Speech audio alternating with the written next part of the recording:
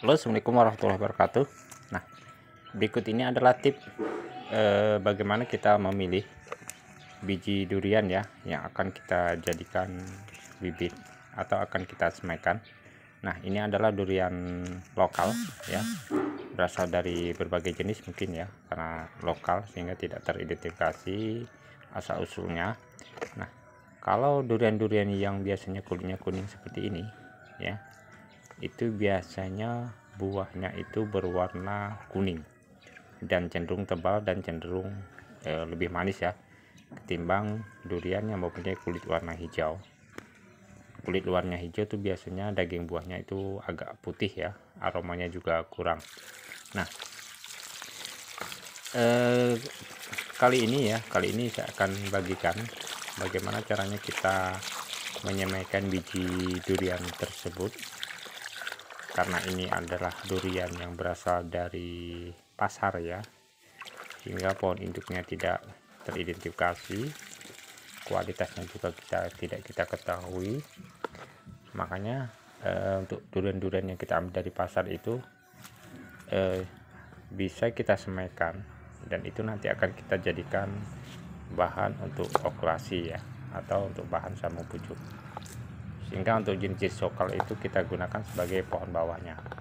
Nah, bagaimana caranya kita menyemaikan biji-biji durian tersebut agar bisa cepat tumbuh ya, kemudian tumbuhnya juga merata.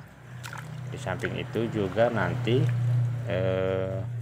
bonggolnya itu tidak bengkok, kemudian batangnya itu biasanya lurus-lurusnya. Nah, salah satu kunci keberhasilannya adalah harus kita seleksi dari awal ya.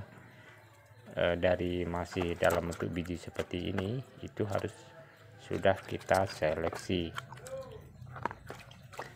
karena tidak menutup kemungkinan bahwa durian-durian ini itu berasal dari buahnya yang kurang matang sempurna ya, sehingga nanti biasanya itu akan menghasilkan pertumbuhan bibit ya. Kalau kita semaikan itu nanti bonggolnya akan bengkok dan batangnya cenderung akan lebih kecil ya.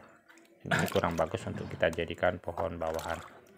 Nah, berapa tip yang akan saya bagikan, yaitu sebelum kita semaikan itu biji durian harus kita cuci bersih terlebih dahulu ya, terutama untuk menghilangkan daging buahnya, karena biasanya kalau daging buah yang tersisa itu nanti akan menjadi biang penyakit, misalnya saja bisa mendatangkan semut ya, kemudian tikus dan cacing, dan beberapa hama-hama lain yang bisa merusak dari biji tersebut, sehingga memang harus kita cuci secara bersih. Biasanya proses pencucian itu 2-3 kali ya, 2-3 kali ulangan itu sudah benar-benar bersih.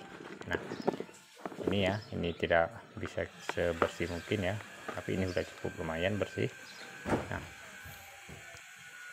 Nah, setelah kita pastikan bahwa biji tadi bersih dari daging buahnya ya, selanjutnya biji-biji tersebut kita jemur di bawah terik matahari ya. Kemudian untuk proses penjemuran itu jangan terlalu lama ya, cukup 1-2 jam saja, hanya untuk menghilangkan air yang menempel pada bijinya. Nah, ini ya, setelah tadi berapa jam kita jemur di bawah terik matahari, biji-biji yang sudah kita bersihkan dan kita jemur tadi sudah siap untuk kita semaikan ya. Untuk penyemaiannya ya, tempat penyemaian itu terserah ya, mau menggunakan polybag atau menggunakan tempat lain, ataukah bisa menggunakan satu polybag 1 biji, itu bisa saja, lebih bagus ya. Nah, ini ada sortiran yang kedua, sehingga sebelum kita semaikan langsung ya, itu bijinya harus kita sortir kembali. Kita pastikan biji yang kita pilih yang besar ya, bentuknya tidak mengkerut dan tidak berasal dari buah yang muda. Biasanya kalau setelah kita jemur kurang lebih 2 jam, kalau memang biji itu berasal dari buah yang muda, itu dia akan mengkerut ya, akan kelihatan sekali. Nah, ini setelah kita pastikan bahwa biji-biji yang akan kita semaikan itu sudah terseleksi dengan baik, sudah terpilih ya, langsung saja kita semaikan secara merata seperti ini ya. Alangkah baiknya jika satu polybag itu satu biji itu akan lebih baik. Namun jika sobat muda mempunyai tempat yang minim, itu bisa kita satukan seperti ini. Nanti setelah pecah kotilidon ya, itu bisa kita pindahkan ke polybag yang sudah kita siapkan ya. Nah, kita susun secara rapat.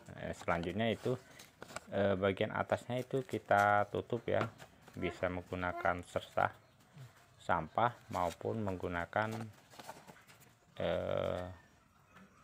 media-media yang ringan ya, seperti kalau pada video ini saya gunakan itu bekas kulit pinang ya, karena media ini sangat ringan sehingga nanti mudah ditembus oleh tunas sebagai penutup bahan atas. Kenapa harus kita tutup ya, supaya nanti biji-biji ini tidak kering ya, tidak kering. Kemudian juga untuk menghindari nanti adanya hama tikus, gunanya harus kita tutup. Demikian video yang dapat saya bagikan. Terima kasih. Assalamualaikum warahmatullahi wabarakatuh.